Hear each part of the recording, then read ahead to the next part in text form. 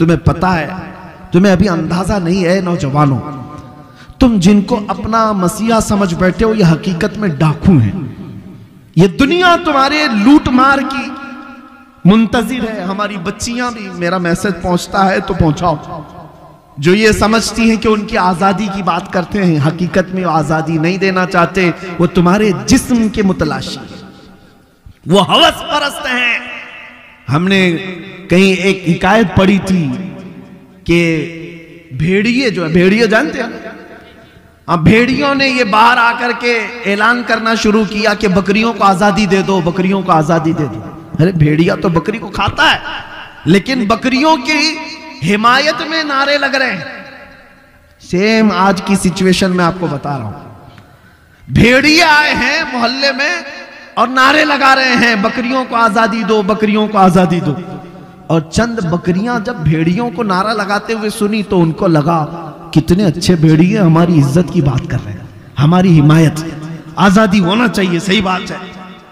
सब बकरियां मिलकर के कहने लगी हमको भी आजादी चाहिए, आजादी। देखो भेड़िए जो है हमारी हिमायत में गलियों में निकले, बैनर निकाले, पोस्टर निकाले, हाँ प्रोटेस्ट कर रहे हैं वुमेन्स राइट्स के मुतालिक।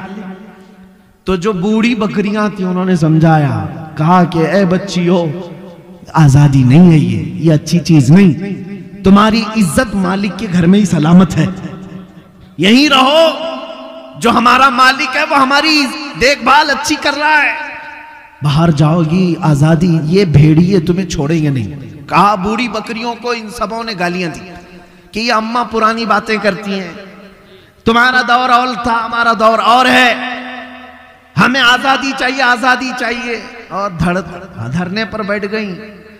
बकरियों को मालिक ने आजाद कर दिया, जाओ आजादी चाहिए, आजादी छोड़ दिया। बकरियां सड़कों पर आई और भेड़ियों ने जब आजाद देखा तो सबको चीर फाड़ कर रख दिया, बकरियां सब मर गई। एक हिकायत, ये कोई लतीफा नहीं, सेम सिचुएशन आज मैं अपनी बच्चियों को समझाता हूं। जो लोग तुम्हारी आजादी का नारा लगा रहे हैं, अगर इनको इतनी ही तुम्हारी इज्जत प्यारी होती तो ये क्लबों में और स्टेजों पर नंगा लाकर तुम्हें कभी नहीं खड़ा करते, तुम्हें कई कई लोगों के बिस्तरों पर जाने पर मजबूर नहीं करते। यह हकीकत में तुम्हारे जिस्म के नंगेपन के हवस के पुजारी हैं।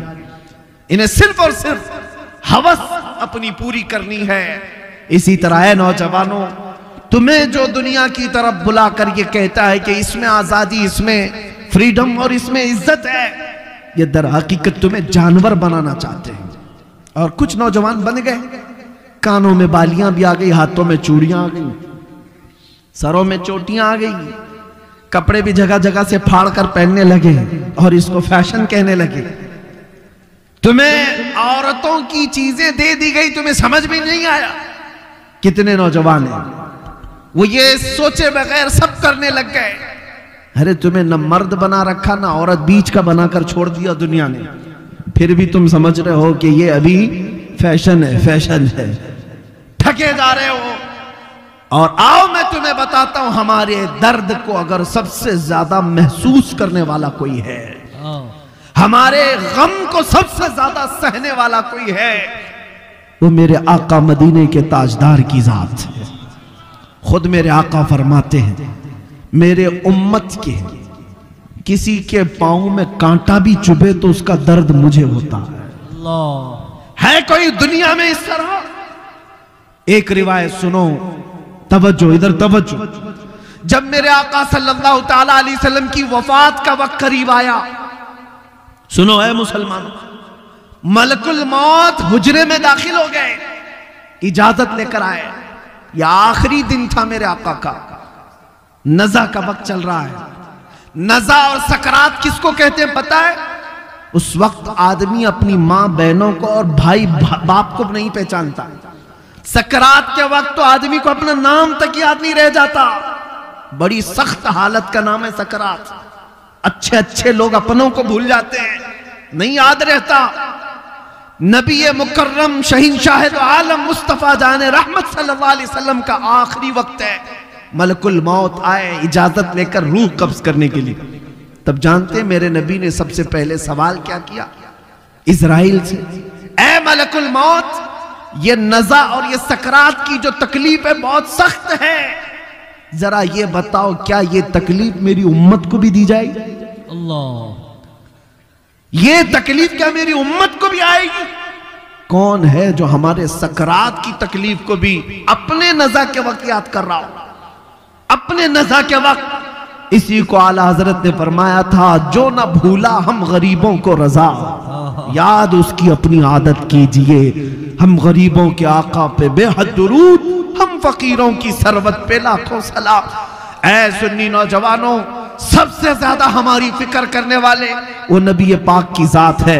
जब नबी पाक सल्लल्लाहु अलैहि वसल्लम सजदे में गिरकर बेतहाशा रोते रहे, किसके लिए रोते रहे? उम्मत के लिए। रब्बी हबली उम्मती, रब्बी ग़फिरली उम्मती। ताइफ में पत्थर खा करके भी दुआ करते रहे, मौला मेरी उम्मत मुझे नहीं पहचानती, इन्हें माफ कर दे। वो नबी पाक जो मेराज के सफर में जाकर के भी अल्लाह करीम की बारगाह में सबसे ज्यादा कुर्ब की मंजिल, उससे ज्यादा कुर्ब की मंजिल पूरी दुनिया में किसी को दी गई नहीं और न ही दी जाएगी। उस वक्त भी मेरा रसूल अपने रब से कोई चीज पूछ रहा है तो ये है कि ऐ मौला मेरी उम्मत की बख्शिश मेरे हवाले कर दे। सुभान। कौन है जो हमारी फिक्र करेगा? जानते हैं एक सहाबी ने हुजूर से पूछा, या रसूल अल्लाह कयामत के दिन आपको कहां ढूंढूं, कहां ढूंढूं? जानते हैं हुजूर क्या फरमाते हैं? देखना हौज़े कौसर पर मिलूंगा, मेरे उम्मती प्यास से तड़प रहे होंगे, अपने हाथ से पानी भर भर कर मैं अपनी उम्मतियों को पिला रहा हूं। वहां पर भी उम्मत की फिक्र है। या फिर हुजूर फरमाते हैं अगर वहां नहीं मिला, मीज़ान अमल पर देखना, जहां नेकियां और बुराइयां तोली जा रही होंगी, मैं अपने उम्मतियों के अच्छाइयां और नेकियों के पल्ले को भारी कर रहा हूंगा, वहां मुझे देख लेना, वहां मिल जाऊंगा। और अगर वहां नहीं मिला तो पुल सिरात पर देख लेना, जो जहन्नम के ऊपर का ब्रिज है, मैं अपने उम्मतियों को वहां से आसानी से गुजार रहा हूंगा। महशर के दिन भी मेरे आका हमें फरामोश नहीं कर रहे। एक और हदीस है, सुनो सुनो, एक और हदीस, मेरे आका फरमाते हैं कल क़यामत के दिन तुम मुझे देखोगे, मेरे कंधे पर चादर पड़ी होगी, मेरे कंधे पर चादर होगी, वो खसक खसक कर गिर रही होगी, मैं एक हाथ से अपनी चादर संभाल रहा हूंगा और दूसरे हाथ से अपने उम्मतियों को पकड़ पकड़ कर जन्नत की तरफ ले जा रहा हूं। जो ना भूला हम गरीबों को रजा, याद उसकी अपनी आदत कीजिए। ऐ नौजवानों मुझे बताओ, जो दुनिया में हमें ना फरामोश करे। और यहां तक कि एक हदीस ये भी है कि जब मुस्तफा करीम सल्लल्लाहु अलैहि वसल्लम को उनकी कब्र में रखा गया, कब्र में उतारने वाले सहाबा कहते हैं कि हुजूर के लब हिल रहे थे, हुजूर के लब हिल रहे थे। हमने कान लगा करके सुना तो नबी पाक ये कह रहे थे, रब्बी हबली उम्मती, रब्बी ग़फिरली उम्मती, ऐ मेरे रब मेरी उम्मत को माफ कर दे, मेरे उम्मत को मेरे हवाले कर दे।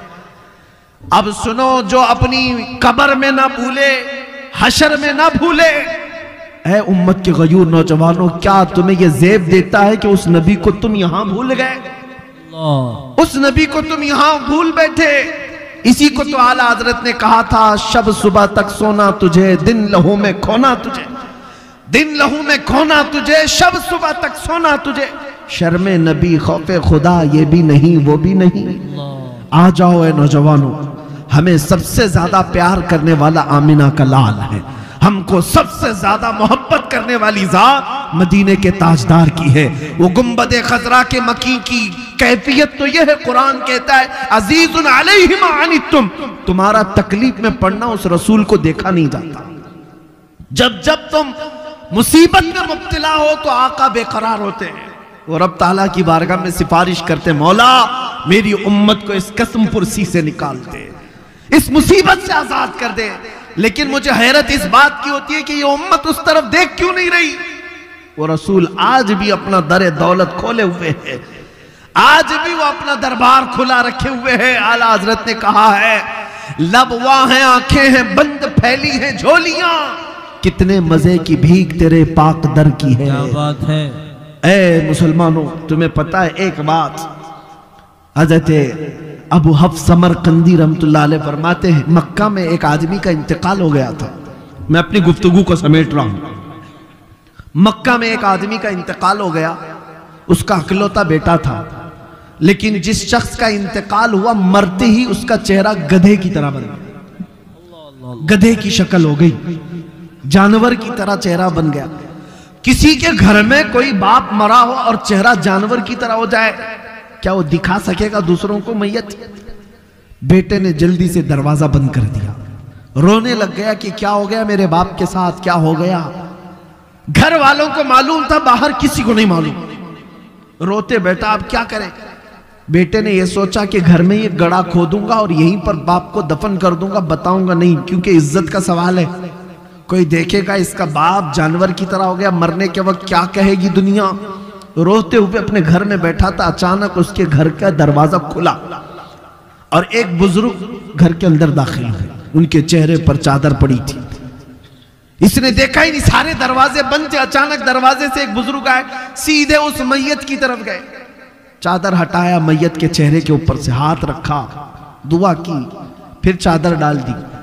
ये नौजवान जो बेटा बैठा हुआ था ये देख रहा था उस बुजुर्ग को आते हुए और फिर ये करते हुए। फिर उस बुजुर्ग इसके पास आया, कहा पूछा क्या बात है, क्यों रो रहा है। ये चेहरा उठाए बगैर कहता मैं जानता नहीं आप कौन है, कैसे आ गए, लेकिन आपने देख ही लिया है, अब मेरे बाप के चेहरे को तो देखो। मेरा बाप मरा है, चेहरा जानवर की तरह हो गया, इस बात के गम में रो रहा हूं। आए हुए बुजुर्ग ने कहा उठ जा, देख तेरे बाप का चेहरा सलामत है। वो गया, जाकर देखता है चादर हटाकर बाप का चेहरा तो चांद की तरह चमक रहा था, खूबसूरत है, कुछ नहीं बदला।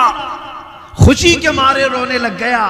और ये बुजुर्ग घर से निकल ही रहे थे, दरवाजे तक पहुंचे थे, दौड़ता हुआ आया और इस बुजुर्ग का दामन पकड़ लिया, पूछा आप कौन हैं, अल्लाह के फरिश्ते, आप कैसे मेरे घर पर आए, ये कैसी रहमत।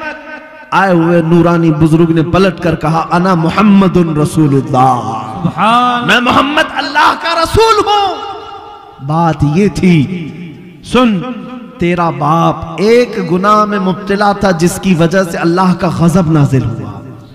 एक बुराई थी वो मैं तुझे नहीं बताऊंगा, मैं छुपा दूंगा, लेकिन जिसकी वजह से अल्लाह का गजब इस पर नाजिल हुआ। लेकिन ए शख्स, ए लड़के, तेरे बाप की एक अच्छाई ये थी, तवज्जो, अच्छाई क्या है, हमारी मौत के वक्त भी चेहरे चमका सकती है, तवज्जो, मौत के वक्त भी चेहरे चमका सकती है।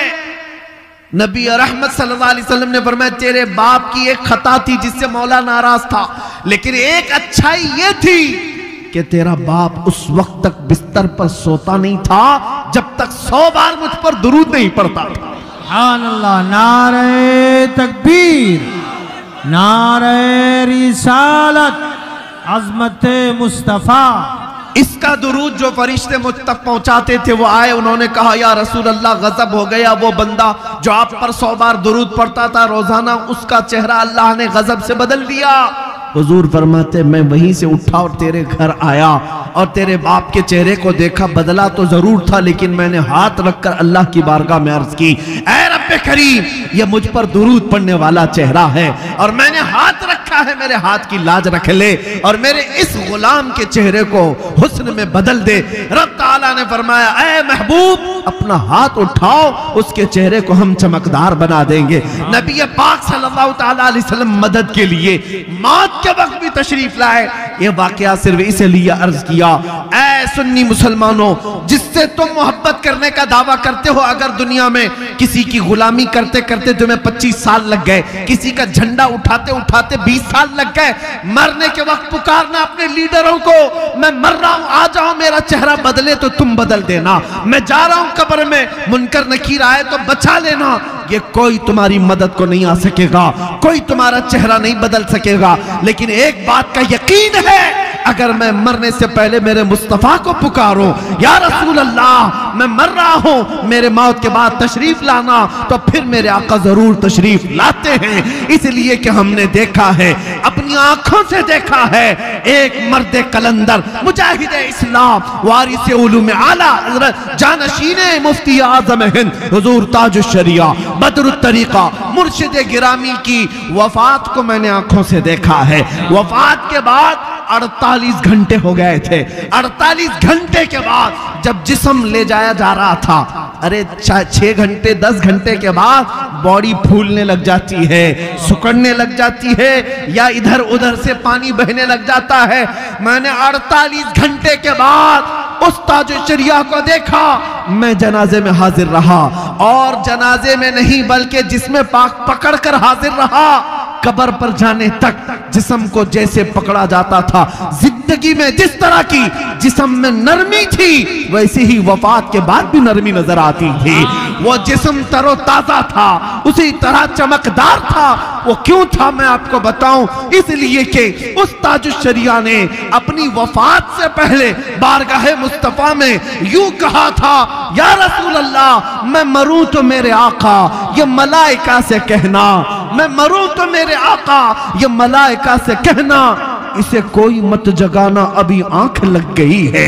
तेरे दामने करम में जिसे नींद आ गई है, वो फना न होगी, उसे जिंदगी मिली है। नारे तकबीर, नारे रिसालत, करिया करिया। मेरे अजीजों, बस मुख्तसर सी बात समेटता हूं। जो जिंदगानी तुम्हें अल्लाह ने दी है बाकी, आज ये इरादा कर लो, आज ये इरादा कर लो, जिएंगे तो मेरे मुस्तफ़ा के सुन्नतों पर जिएंगे। एक भी नौजवान उठ करके ये अहद कर लिया, हमारा जलसा वसूल हो गया, हमारी रात कबूल है। एक भी गुनाहों से तौबा कर ले कि आज के बाद मैं गाने नहीं सुनूंगा। वादा करते हैं इंशाअल्लाह, जो सुनेंगे मेरे मुस्तफ़ा की नातें सुनेंगे, कलामे कुरान, कलामे रब्बानी सुनेंगे इंशाअल्लाह। बस एक भी खड़ा हो जाए, मेरे मुस्तफ़ा करीम सल्लल्लाहु ताला अलैहि वसल्लम की नजर इनायत हो, और उसके सदक़े में मौला करी। बैठो बैठो बैठो, मुझे पता है पूरा मजमा खड़ा होगा, क्योंकि हर एक के दिल में जज्बा है, हर एक के दिल में जज्बा है। और मुझे पता है दुनिया आज इसी बात से तो लर्जा है, इसी बात से खौफजदा है कि किसी दिन ये खड़ा हो गया तो दूसरों का उठना भी मुश्किल हो जाए। हाँ, किसी दिन ये खड़ा हो गया तो दूसरों का उठना भी मुश्किल हो जाए। इसीलिए दुनिया तुम्हें नशा दे दे करके सुलाती है। बहुत ज्यादा तुम्हारे मोहल्लों में नशा इसीलिए दिया जाता है कि ये जितना नशा करके सोते रहे, हम जागते रहे। जिस दिन ये नशा छोड़ देगा, हमारी नींदें हराम कर देगा, हमारा सुकून गारत हो जाएगा। अजीज़ाने गिरामी वक़ार, आज फिर दुनिया को ये बताने का वक्त है, कुव्वते इश्क से हर पस्त को बाला कर दो, कुव्वते इश्क से हर पस्त को बाला कर दो, दहर में नामे मोहम्मद से उजाला कर दो। आज के पूरे इस मजमे को मैं इख्तिताम पर लाते हुए बारगाह मुस्तफ़ा में अब ये अहद करता हूँ। सब मेरे साथ हुजूर की बारगाह में अहद करते हैं इंशाअल्लाह। नबी रहमत सल्लल्लाहु अलैहि वसल्लम को हाजिर व नाजिर मानते हैं, उन्हें मालिक व मुख्तार मानते हैं, हम सब का आका व मौला मानते हैं, हम सब की जानों का मालिक मानते हैं। आओ उस नबी रहमत को गवाह बनाकर अब अर्ज करते हैं, या रसूल अल्लाह, हमने दुनिया की रंगीनियां बहुत देखी, अय्याशियां बहुत की, लेकिन अब जिएंगे तो इस वादे के साथ कि दूसरों की गैरों की नत्थु खेरों की बात नहीं करेंगे। या रसूल अल्लाह, अब बात करेंगे तो ये कहेंगे, दहन में जुबान तुम्हारे लिए, बदन में है जान तुम्हारे लिए, हम आए यहाँ तुम्हारे लिए, उठे भी वहां सबा वो चले के बाग फले, वो फूल खिले के दिन हो भले, लिवा के तले सना में खुले, रजा की जुबान तुम्हारे लिए, लिवा के तले, लिवा के तले, लिवा के तले सना में खुले। या रसूल अल्लाह, हम सब की जुबान तुम्हारे लिए, हम सब की जुबान तुम्हारे लिए, हम सब की जुबान तुम्हारे लिए। लब्बैक या रसूल अल्लाह, लब्बैक या रसूल अल्लाह, लब्बैक या रसूल अल्लाह। व आखिरु दावाना अनिल हम्दुलिल्लाहि रब्बिल आलमीन।